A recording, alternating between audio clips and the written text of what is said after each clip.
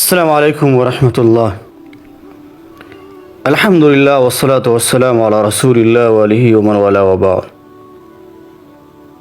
أعوذ بالله من الشيطان الرجيم. والعصر إن الإنسان لفي خسر إلا الذين آمنوا وعملوا الصالحات وتواصوا بالحق وتواصوا بالصبر.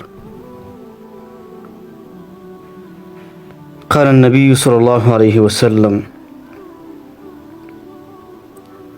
أفضل الصيام بعد رمضان شهر الله المحرم، وأفضل الصلاة بعد الفريضة صلاة الليل.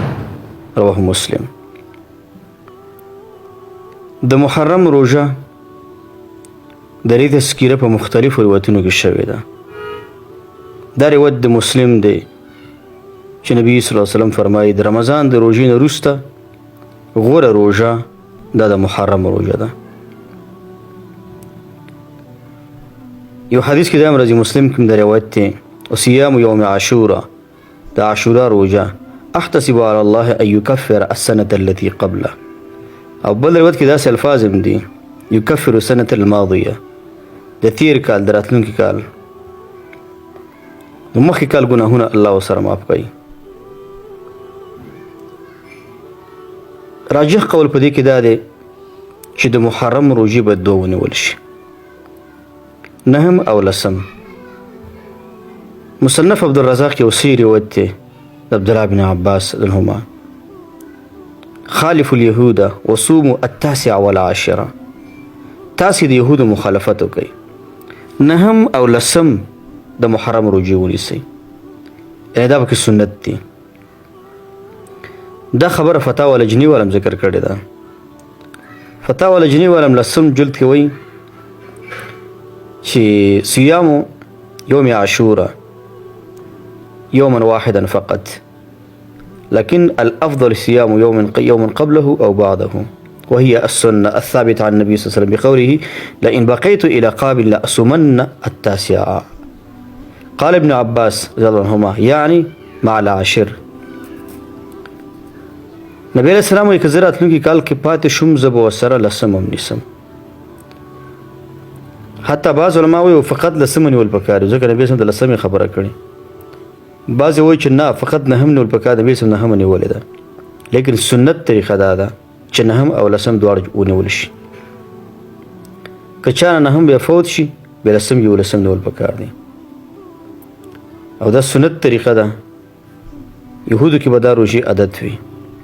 نبی علیه السلام چې معلوماتو کې وایي مونږ خو موسی علیه السلام ته ستاسې نه ډېر نږدې وو، ځکه تا خو د موسی علیه السلام په دین ناست نه د هغه فکر نه د هغه ذهن نه د عقیده هغه منئ. دا خو ټول دعوت توحید ته. نو د محرم دوه روژې دا سنت طریقه ده. که چا یوه ونیولم انشاءالله جایز به وي، خو دوه غوره دي. محرم په ورځو کې خلک ډېر رسمونه کوي او ډېر رواجونه خلک، خاص کر شیګان روافظ. بعضې خلک د محرم د لسمې چې کومه شپه ده دا ټوله شپه ژوندی کوي، او څه خاص دعاګانې دي هغه پکې لولي. په دې شپه نه خاص دعاګانې شته، نه د دې شپې تخصیص شته د کال په شپو کې. معجم البدع والا دا خبر ذکر کړی په 391 صفحه کې. بعضې ځانګړي منځونه خلک کوي په دې شپه. بعضې خلک په دې شپه خاص دانې غوندې پخوي. د بعضې خلک دا عقیده هم لري که په دې شپه باندې څوک په کور کې 7 دانې کتغونه تیار کړي، یا بعضې خلک وایي که ډېر کتغونه تیار کړي، نو بیا به دې کورنۍ ته په ټول کال کې همداسې ورکول کېږي ډېر کتغونه. شیخ الاسلام ابن تیمیه رحمه الله په دې عقیده رد کړی چې دا عقیده غلطه ده، او په دې باره کې چې څومره روایتونه نقل دي چې په څومره مختلفو سندونو نقل دي او سند هم صحیح نه دی. او بعض علماو دا زموږ تجربه ده.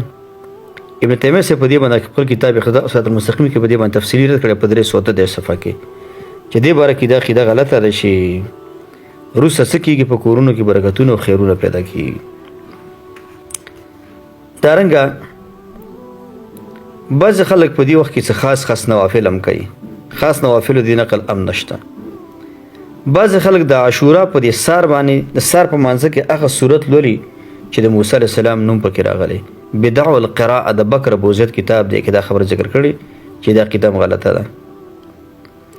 دارنګه مصریانو کې یو بل رواج دی. په مصریانو کې په دې ورځو کې په مصر کې د جنکۍ د سرکونو په غاړه ودرېږي او خلکو ته الواګانې ورکوي چې دا کار خو اصل کې په ځان ته مصر کې نه دی، ځکه شیګان چې کوم ځای کې نو د دې ورځو مراسمو ته زیات دي چې د افغانستان کې هم دي، پاکستان کې هم دي، او د عربي هیوادونو کې چې یمن دی، سوریه، په دې ځایونو کې دې خلکو جال ډېر دی.